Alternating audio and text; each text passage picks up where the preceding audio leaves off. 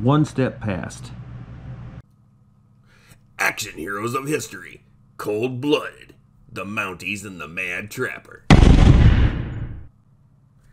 This is a wild, action-packed story. It concerns the RCMP, short for the Royal Canadian Mounted Police, and best known as the Mounties. It's a manhunt in sub-zero temperatures with blizzards.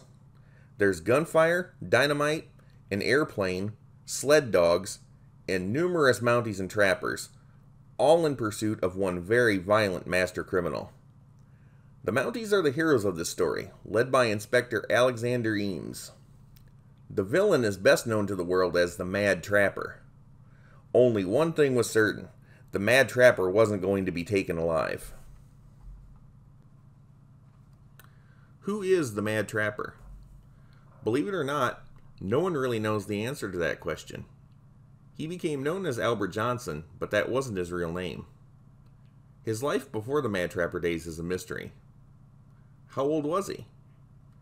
It's speculated that he was born anywhere around 1890 to 1900, placing him in his 30s or 40s at the time of this story. He may not have been a native Canadian. Perhaps he was already a wanted American criminal. What's really puzzling is the fact that no motive for his crimes was ever established. Did he really do all these terrible things just for kicks? He wasn't a slobbering psycho mental case because he was too intelligent and too capable. Simply put, he was just a very mean and evil person. He had no respect for the law or anyone else. Physically, he wasn't a great-looking guy. He was medium-sized, stoop-shouldered, sun-reddened, and fly-bitten. He always had an angry expression on his face, as if he was always holding in some hostility. This man was rugged. How it all began. The man who would become known as the Mad Trapper was first noticed in the summer of 1931. It was July 7th when trappers William and Edward Snowshoes met a stranger they called Albert Johnson at a camp on the Peel River near Fort McPherson. They mistook him for someone who once trapped there named Albert Johnson. It didn't matter that this wasn't his real name, because that's how the world would come to know him, and he seemed to like the name alright. Johnson was moody and peculiar, but didn't give any indication that he was a nasty killer. Within the first 10 days of his arrival, Johnson had spent $1,400 at the trading post. The manager of the post, Bill Douglas, noticed that Johnson was carrying several $1,000s. This was weird, since trappers usually sent their money outside. Another quirk that was unlike most trappers was the fact that Johnson didn't want to talk and barely spoke to order supplies. Trappers can be alone for months, and usually, when one comes to civilization, they look forward to talking to people. Not this guy. If Johnson had been causing any trouble, it went unnoticed by the public at large. It was on July 21st when he went into Fort McPherson to purchase supplies. A Mountie constable named Edgar Millen, realizing he had never seen this man before, briefly questioned him about his activities. Johnson wasn't entirely uncooperative, but he didn't say much and he didn't give direct answers. He was also quite rude.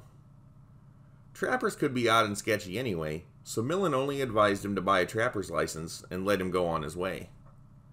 If Constable Millen could have seen into the future, he would have more thoroughly investigated Albert Johnson. Sometime after that encounter, Johnson moved to the trapping grounds of the Rat River. He built himself a small cabin. In the near future, this cabin would be a hotbed of activity. For now, things still seemed quiet where Johnson was concerned. That's not to say he was totally law-abiding, but if he was doing bad things, it wasn't being reported. That changed on Christmas Day, 1931. Local First Nations Indians complained to the RCMP at the Arctic Red River Post. They said that Johnson had been interfering with their trap lines. When they went to his cabin to reason with him, Johnson threatened them with a rifle. The Mounties agreed to look into the matter.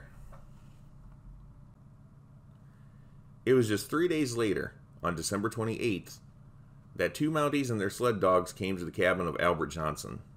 One was Constable Alfred King. The other was Special Constable Joe Bernard. This time Johnson outright refused to cooperate. He wouldn't open the door to the cabin, and he wouldn't even speak to King. Constable King made a few observations about the cabin. It wasn't very big, maybe 8 by 10 feet. There were also holes at every corner, rifle loopholes to guard himself from all sides. Was Johnson anticipating trouble or looking for trouble? At any rate, King had to travel 128 kilometers, roughly 80 miles, to the town of Aklavik to get a search warrant. King and Bernard returned to Johnson's cabin on New Year's Eve, 1931, but this time they brought company. Constable R.D. McDowell and Special Constable Lazarus Sidichinley were added to their group. The Mounties anticipated some trouble, but they never could have expected how much. All King did was knock on the door. Johnson fired a shot that went through the door and struck King in the chest. The other Mounties exchanged gunfire with Johnson and then put King on a dog sled. They had to rush to get him to the hospital in Aklavik, 80 miles away, in a blizzard. Despite all this, they were determined to save King's life and made it to the hospital in just 20 hours. Incredibly good time. Fortunately, King survived, but the Mounties were baffled that Johnson would shoot an officer over a minor thing like a trapping violation. Shooting a policeman over something stupid put Johnson right in the crosshairs of the Mounties. Johnson wasn't known to the world at large as the Mad Trapper just yet, but this would have been as appropriate of time as any. Enter Inspector Eames. Albert Johnson promoted himself from butthead trapper to extremely dangerous criminal. It was then that Inspector Alexander Eames took charge of the manhunt. He personally led a posse to arrest the Mad Trapper.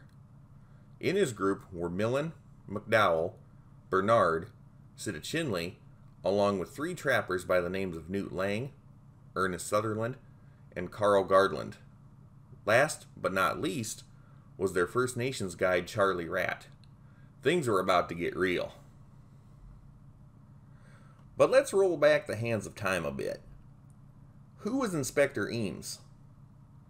Alexander Neville Eames was born in Wales on December 26, 1883. He came from a fairly well-to-do family as they employed numerous servants. We don't know about his schooling, but it was obvious to anyone who knew him that he was well-read and a good speaker with excellent penmanship. He was a strictly sober person, honest, and a hard worker. At the time of this story, he was 48 years old and every bit a veteran Mountie. What were Eames' reasons for coming to Canada?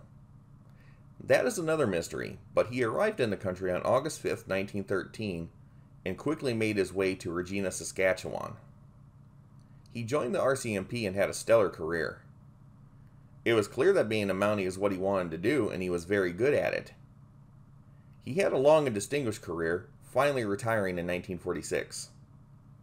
Eames and his wife never had children, but they lived a good life until his death in 1965. Now back to the Mad Trapper. Inspector Eames and his crew reached Johnson's cabin on January 9, 1932. Once again, a blizzard was raging. The Mounties meant business this time. So did Johnson. He had fortified the cabin. Eames demanded Johnson surrender. The Mad Trapper answered his demand with gunfire. The Mounties attempted to storm the cabin several times, but Johnson kept driving them back by shooting through the holes in his walls.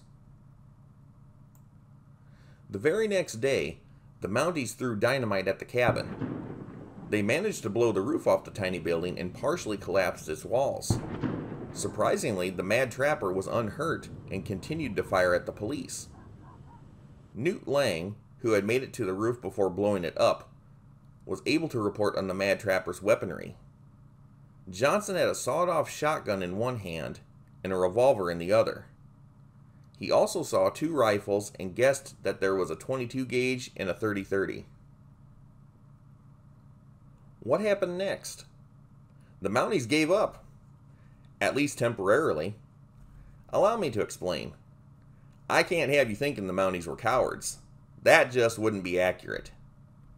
The temperature outside was minus 43 degrees Celsius. That's 45 degrees below 0 Fahrenheit. In other words, it was extremely cold, and getting colder. Food for the men and the dogs was running low. Inspector Eames made the executive decision to retreat to Aklavik. On January 14th, Constable Millen and Carl Gardland, one of the trappers, returned to Johnson's cabin. They soon discovered the mad trapper had fled. Worst of all, snowfall had covered his tracks. The media strikes again. I'm not a great fan of the media, and especially the press. Some of it is okay, but I don't think it's any secret to anyone that the press serves its own agenda. At the time the Mounties were pursuing Johnson, some newspapers and other media outlets were trying to make a folk hero out of him, like he was a poor, misunderstood unfortunate being bullied by the man, but had successfully punked the famous Mounties from his little cabin fortress. The newspapers nicknamed Johnson the Mad Trapper. Inspector Eames made it very clear that Johnson was a shrewd and resolute man, a tough and desperate character. Johnson was not a half-crazed hermit who was all right in his own way.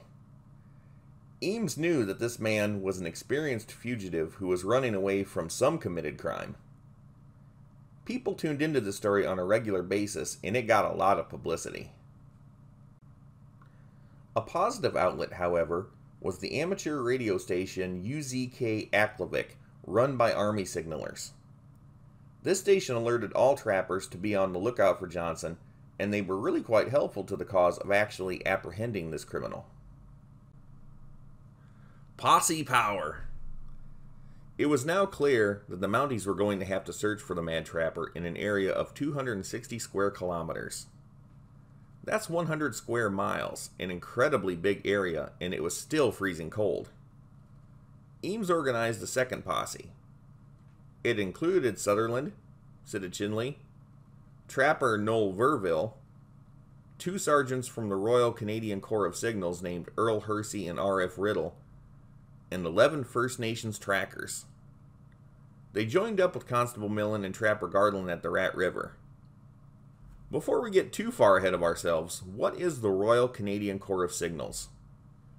A short explanation is that this group is a part of the Canadian Army. At this time, the Corps of Signals was combat support.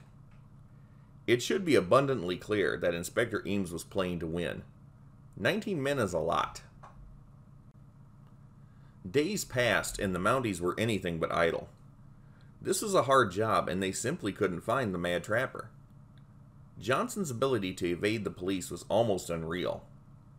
He had no sled dogs and therefore no supplies to take with him. Johnson had to live off the land. How could he go so far for so long in such inclement weather? Eventually, the team split in two. The food rations would last longer if there were less men in the area. Eames had it figured that the remaining party could stay for 9 days. Constable Millen, Sergeant Riddle, and Trappers Gardland and Verville were left to continue the hunt while Eames and the others went back to Aklavik. It didn't take Millen long to realize that Johnson was trying to make his way to Alaska, which was about 100 miles away. On January 30th, Millen's party caught up to Johnson. Millen called on the Mad Trapper to surrender. Apparently, Johnson must have thought he had to live up to his Mad Trapper reputation, so he promptly shot Millen through the heart with his rifle. Millen was dead. The other members of the posse thought they had Johnson trapped. The ruthless cop killer slipped away again during the night by climbing an almost vertical cliff. A little about Johnson's capabilities. Was the Mad Trapper making monkeys out of the Mounties and their posse? It might sound that way, but the truth of the matter is that Johnson was exceptionally good at being a fugitive. He obviously had some experience in this area. Not only was he a clever woodsman with incredible stamina, he knew how to elude people. Johnson knew how to backtrack, cover his trail, and leave blind trails. Whenever possible, he followed caribou trails to hide his own tracks. Somehow, he could sneak through underbrush that most people would think was impenetrable. He would stop and snare small game for food. Keep in mind that it was still extremely cold, and finding food was a trick within itself. Johnson built small fires, but to be hidden he only made them behind snowbanks. He was also able to travel in severe weather that made the Indian hunters stay at their camps. It's hard enough to stay alive under those conditions, let alone run from the police. The Mad Trapper was a survivalist in the truest form of the word. When Johnson killed Millen, the UZK radio station broadcast the sad news. Millen was actually very well liked by the trappers. Many of them were dangerously angry and went to Aklavik to offer their services to Inspector Eames. It was very easy for the mighty Mountie to form another posse of 11 men. Johnson may have been capable, but now he killed a Mountie, and a whole lot of determined people wanted to tear him apart. Here comes the airplane! A big part of the Mounties' problem in catching Johnson was that they had a lot of area to cover, and it was hard to move men and supplies on the ground, especially in freezing temperatures across snow and ice. It was for this reason that Inspector Eames requested the use of an airplane to help track the Mad Trapper. This was the first time the RCMP used aircraft in a manhunt.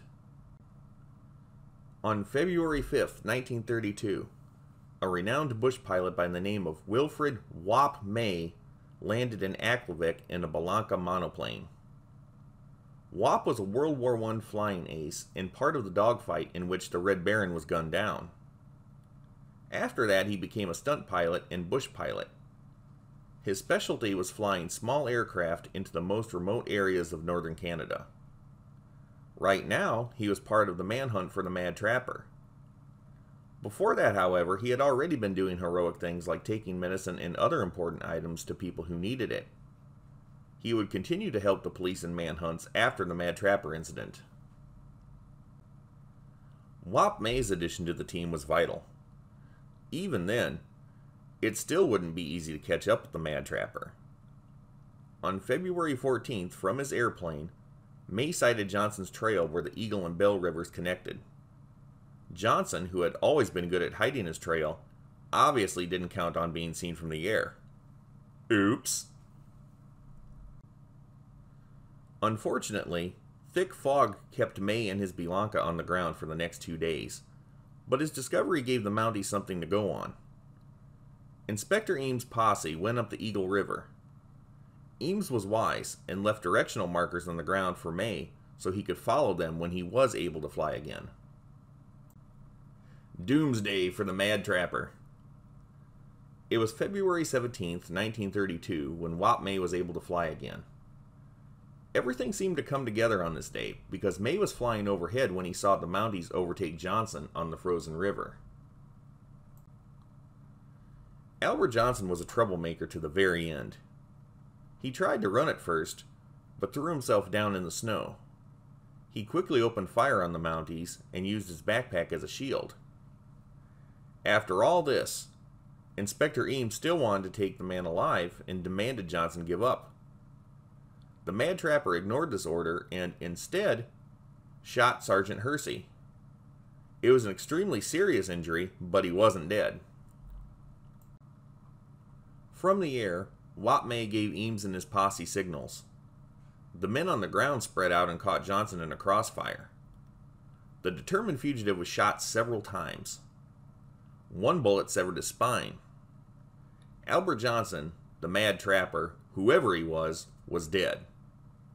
Hersey was quickly loaded into the airplane and taken to the hospital, where he survived. From one cold slab to another.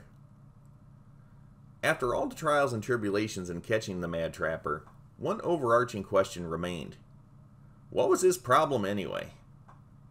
He didn't just make a mountain out of a molehill, he made a volcano. But to what end? Johnson's body was taken to Aklavik for the postmortem and to see what he had on him. On his person, Johnson had $2,410 in Canadian money, $10 in American money, 5 pearls of low value, some gold dust, and 2 pieces of gold dental bridge work that were not his own. It would be interesting to know where he got these items, especially the gold bridge work. One thing that wasn't found was any ID. The police took Johnson's fingerprints, but they didn't match anything in the Canadian or American police files. His real identity remains a mystery. Arthur Nelson. It might be speculation, but it's pretty good speculation, that the Mad Trapper was really an American named Arthur Nelson. When Constable Millen first met the man called Johnson in Fort McPherson, he thought the stranger's accent was that of someone from the northern United States. Way back in 1925, a man by the name of Arthur Nelson was trapping in British Columbia. Nelson moved north into the Yukon and is heard of no more. Then Albert Johnson shows up. An interesting fact is that someone who met Arthur Nelson said that he described himself as a Swedish-American farm boy from North Dakota. The physical description, skills, and personality of Arthur Nelson is right in line with Albert Johnson. The manhunt lives on. This story has all the makings of a successful action movie. The villain is just as interesting as the heroes. It has quite the cast of characters. Inspector Eames, Constables Millen and King, Wap May, and all the trappers and other people involved. You can't tell the story without them. However, you have to admire the ability of the Mad Trapper. He was a bad person, but if he would have used his skills for a good purpose, who knows what he could have accomplished in this world. If Johnson contributed anything, it would be that he made the RCMP step up their game, making them an even better police force than before. He also brought the Mounties together with a lot of different people, all of them being true action heroes of history.